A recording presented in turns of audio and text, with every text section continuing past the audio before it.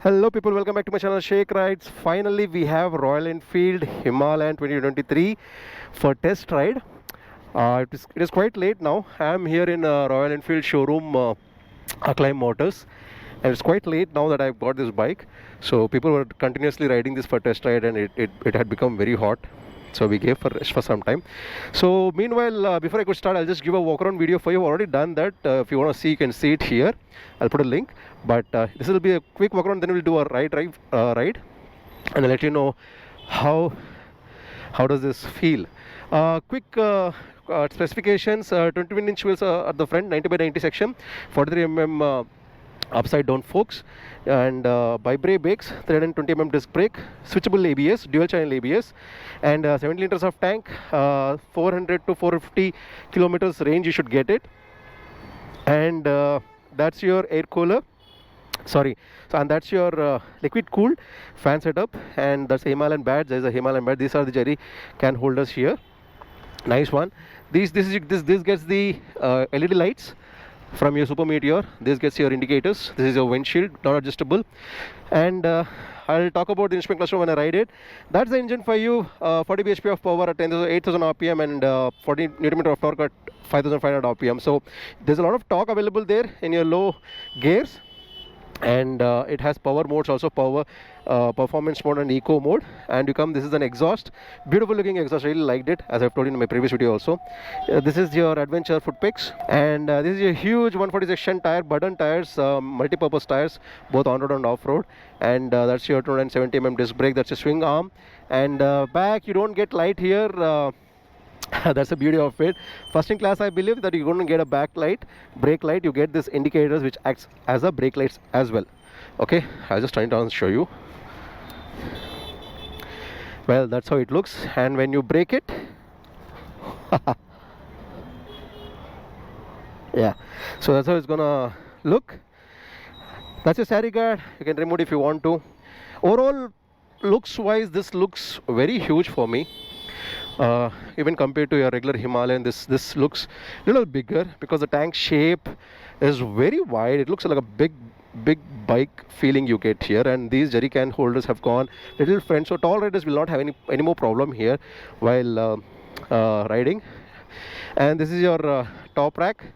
I also forgot to tell in previous video that you get tubeless tires for spokes wheels as well, because for hardcore adventurers, you need spoke wheels. So they have this side setting spoke wheels technology, which is already available for US, I mean outside India, but for India they have to go to certain process to get this approved. It is on the way. Maybe another 6 months or a year, maybe 6 months they should be there. So once that comes, I think that can be expanded to other vehicles as well. So bullet lovers and classic 350 lovers, your 650 twin lovers, they also can have that option. So that's about the overall specifications while riding. Let's see how it feels. If you're new to this channel, do not forget to subscribe to my channel. Your subscription helps me to make many such videos. And also do not forget to press the notification button. Let's ride this beast and find out how this feels.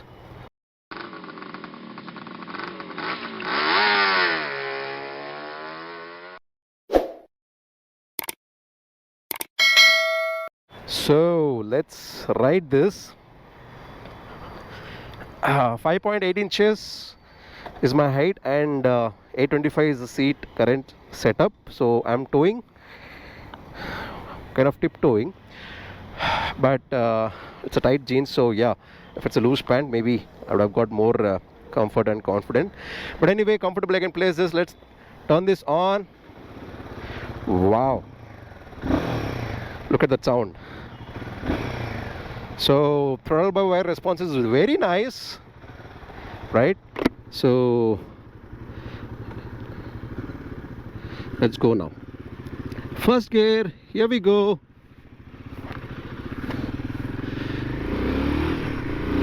First impressions, good torque there. I really like the torque. It kicked in. But different experience altogether. Doesn't give you a feel of that you're riding a Royal Enfield bike. It gives you that feeling that you're riding some high-end adventure bike, definitely.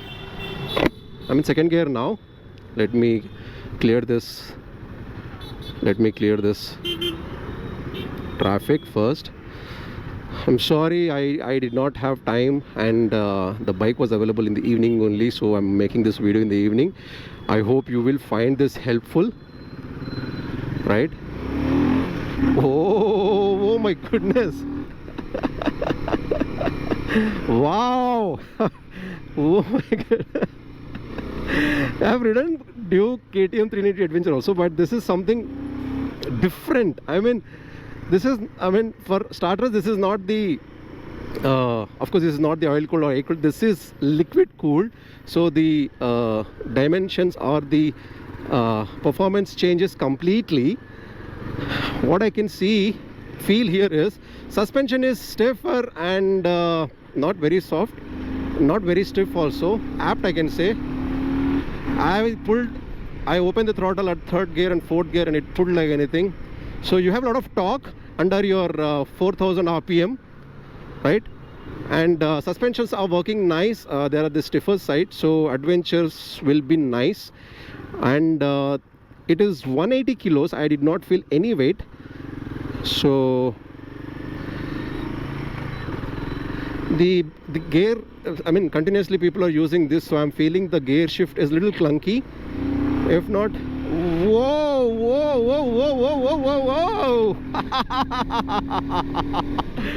whoa. Wow, I'm just loving this. I can't believe I'm riding Royal Enfield bike. I mean, this gives me a completely different experience. Wow.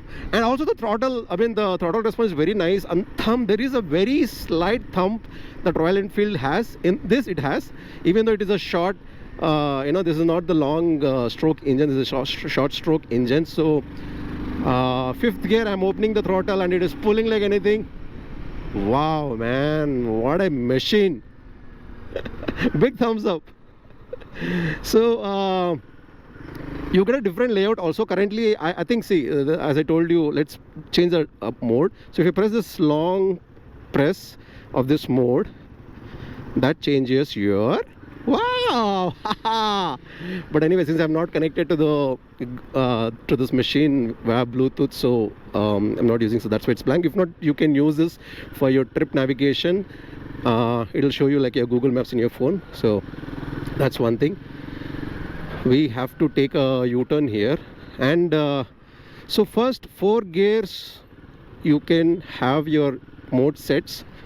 That's eco mode will be in the first 4 gears. As you switch to 5th and 6th, it will default pushes to performance mode. Or if you want the performance mode in first gear itself, then you will have to manually set it. Then you can turn on the ABS off and on. That's a different thing. We can think you take U-turn, yeah. So let's do that quick 0 to 60 and 0 to 100. As I always do, let me come to the left side of the road. I want a good availability of the road. I think this should be good. Okay, so 0 to 60, let me change the mode. Long press. Comes to your regular mode, and this is ride mode, performance mode, eco mode. No, performance mode, ABS on. With ABS on I'm doing. Okay, let's go 0 to 60. First gear. First gear. Second gear 80. Third gear 100.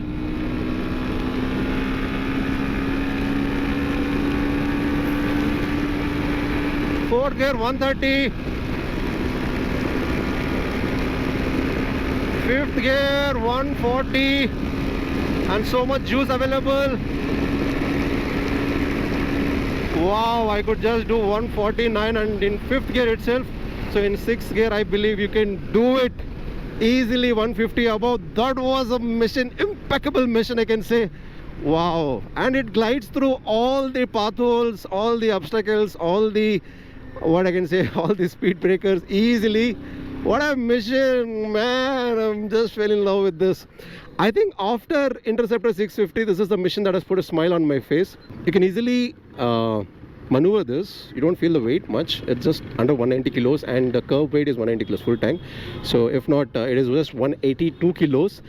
It's a decent weight. Power to weight ratios is good there. What I wanted to say in this video is the original or the actual competition for this comes from KTM 390 Duke, which has its own pros and cons, but it is hot selling like anything because it has for the power it needs, but it lacks definitely in your low end, where this does not. This has a good low end, good mid end, and high end also. You just saw it. I just made 149 kilometers of top speed in 5th gear, so I didn't even have a time to or road availability to do a 6th gear.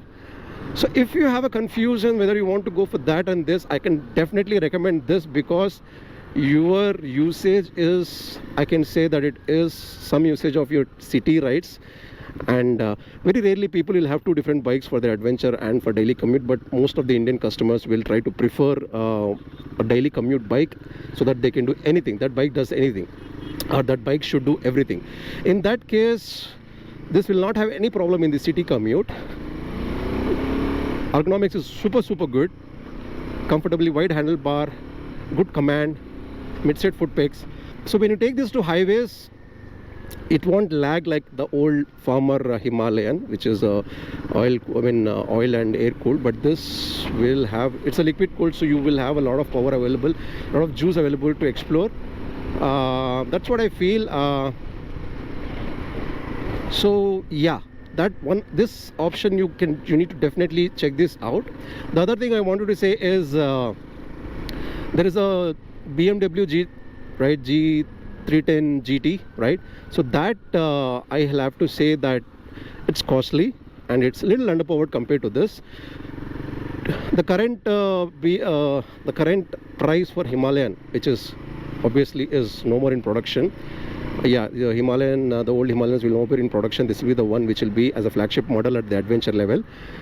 So this will cost you from 2.7. The old one was close to 2.4.